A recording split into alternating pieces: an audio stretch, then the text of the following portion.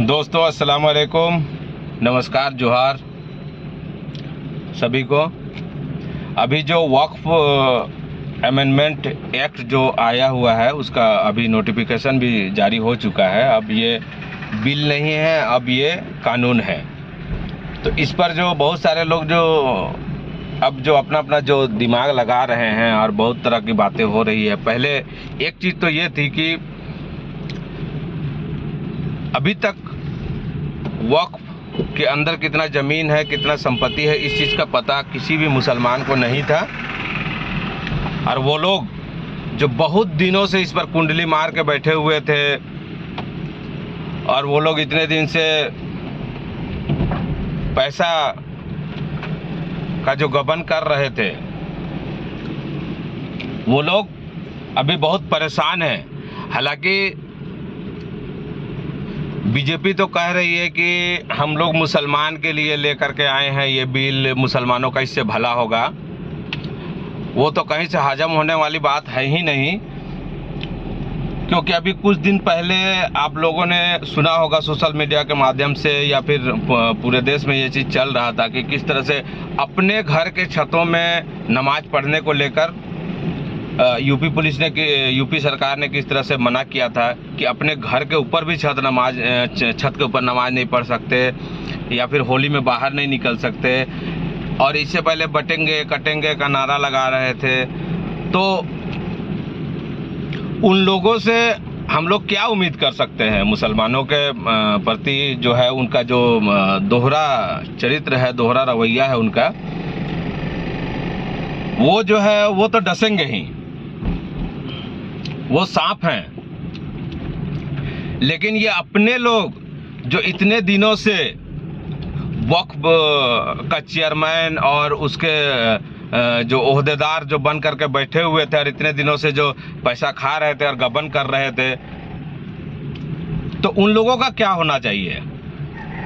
अभी तक तो मुसलमान को पता भी नहीं था कि वक्फ नाम का कोई चिड़िया है, वक्फ बोर्ड है। बहुत सारे लोगों को, मैं सबकी बात नहीं कर रहा हूँ, लेकिन अभी तक जो है बहुत सारे लोगों को पता भी नहीं था कि वक्फ बोर्ड क्या है और ये किस तरह से इसका गठन कब हुआ और ये किस तरह से काम करती है और ये क्या इसमें हो रहा है।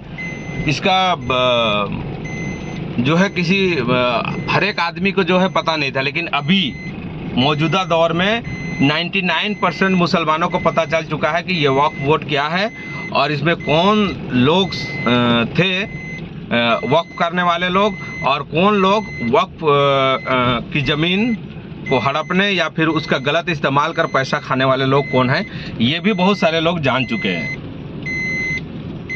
और अभी ये लोग कह भी रहे हैं कि रोड पे उतरना है, बहुत सारा कुछ एहतजाज करना है, वो तो करना ही है, लेकिन पहले इन लोगों का भी हिसाब होना चाहिए ना कि ये लोग इतना दिन से जो खा करके जो है अपना पेट बढ़ा रहे थे, तो इन लोगों का क्या है? कमी तो अपने अंदर भी है ना। मोदी जो है वो तो देख रहा है कि जब अब मुसलमानों की संपत्ति को जब मुसलमान ही खा रहा है,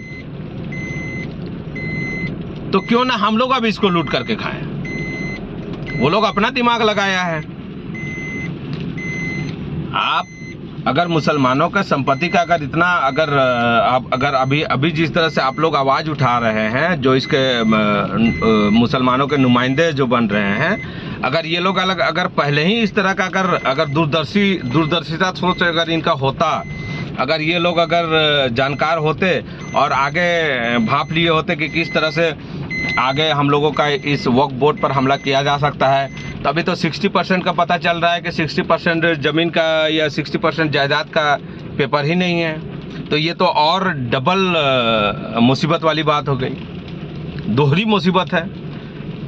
तो भाई इतना दिन तक आप लोग क्या कर रहे थे? अभी बहुत सारे लोग कह रहे हैं कि बीजेपी एक प्रोपेगेंडा उड़ा रही है कि नहीं, वक्फ में बहुत सारा संपत्ति था, 9.5 लाख एकड़, उसका जो है कौन खाया क्या किया, ये सब मुसलमानों को आपस में अगड़ा पिछड़ा को लड़ाने का एक राजनीति है। ऐसा कुछ भी नहीं है, बिल्कुल ये सही बात है।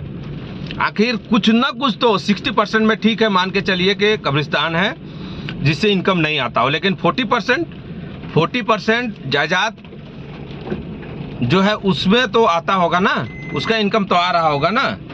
उस इनकम से आपने क्या किया, गरीबों के लिए क्या किया, गरीब मुसलमानों के लिए क्या किया, जो परेशान थे वो मुसलमान के लिए क्या किया, कहाँ पर स्कूल है, कॉलेजेस कहाँ पर हैं, या फिर मान के चलिए चिकित्सा के लिए क्या किया। किसी भी क्षेत्र में कोई काम नहीं हुआ। तो आप इतने दिन से उसमें कुंडली जमा करके बैठे हुए थे, तो आप भी तो इन लोगों से तो कम नहीं है। अब जिस तरह से मुसलमानों के लिए, अगर मुसलमान कौम के लिए अगर ये लोग अगर खतरनाक हैं, बीजेपी वाले लोग अगर खतरनाक है, आरएसएस वाले लोग खतरनाक है, जो मुसलमानों के खिलाफ बिल लेकर के आ रहे हैं, एक्ट लेकर के आ रहे हैं, तो आप भी तो कम नहीं है। आप भी तो कौम का हक मार के खा रहे थे, तो आपको कौन बोलेगा। इन सब चीज़ों के लिए जागरूक होना, अवेयर होना बहुत ज़रूरी है और इन सब चीज़ों को ध्यान देने की ज़रूरत है। और सबसे इसका ये है, अहम चीज़ ये है कि एजुकेशन और राजनीतिक चेतना हमारे समाज के अंदर और हमारे समाज के लोगों में और हमारे लोगों में बिल्कुल भी इन सब चीज़ों का जो है कमी है। और हम सब इस सब चीज़ों के लिए अवेयर हों, खड़े हों, जागरूक हों, जानने वाले हों, तभी जा कर के इस सरकार से हम लोग लड़ सकते हैं या किसी से भी लड़ सकते हैं। हम लोग अपना संवैधानिक रूप से हम लोग अपना लड़ाई को लड़ सकते हैं। और हम लोग को सबसे ज़रूरी चीज़ है कि एजुकेशन पे हम लोगों को ध्यान देना चाहिए, ताकि पढ़ लिख जाए और पढ़ा लिखा कौम जो है सवाल करेगा, अपना हक लेगा, अपना हक छीन करके लेगा। और आने वाले दिनों में क्या होने वाला है, किस तरह के उस पर हमले होंगे, किस तरह का इस संगठन पे बात होगी और किस तरह से इसको नुकसान पहुंचाया जाएगा, उसका एक जो है दूरदर्शिता कहिए, वो उस टाइप का जो सोच रखने वाले लोग होंगे, जो एजुकेट होंगे, जो एजुकेटेड होंगे। तो हम लोगों को अपने पढ़ाई पे, एजुकेशन पे काफ़ी मेहनत करना है।